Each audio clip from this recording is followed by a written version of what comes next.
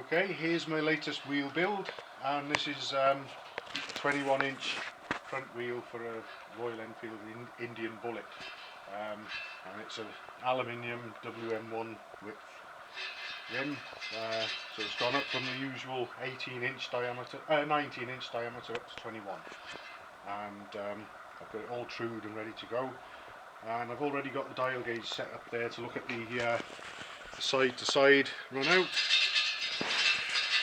which as usual the full rotation of the clock face is 1mm, so we've actually got about 1/4 millimeter side to side run out there, which is very good, I would say.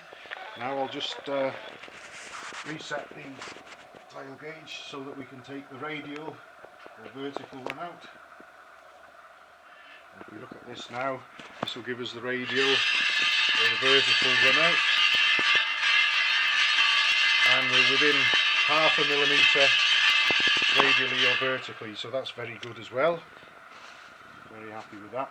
Now, in the case of this wheel, I was asked, rather than to go for centralising the rim relative to the hub, although all the spokes are the same length on both sides in both directions, I was specifically asked to build it with a 17.5mm offset between measuring across the flange of the brake drum and the edge of the rim. So if we look here, I've got my vernier already set to 17.5mm, and if we can pick that up on the camera, anyway, we can just let's see that we've got the 17.5mm of drop or offset, if you like, from where the edge of the brake drum is to the extreme edge of the wheel rim there, and that's 17.5mm there.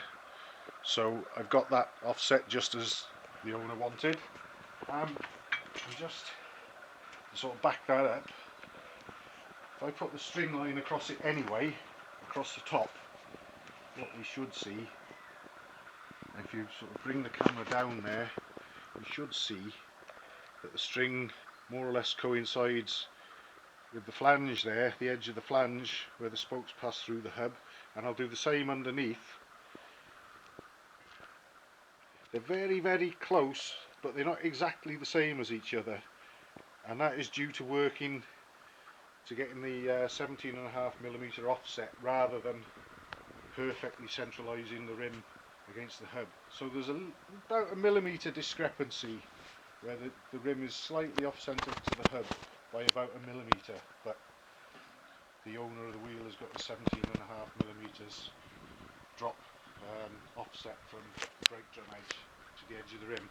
Now the last thing I'm going to do is just play the music.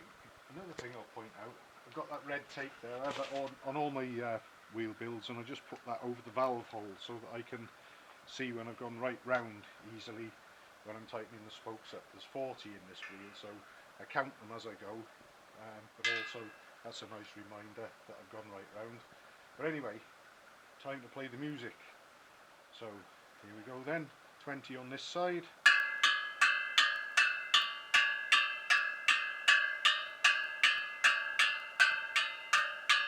All playing the same note, I would say, and now on the underside, or the other side.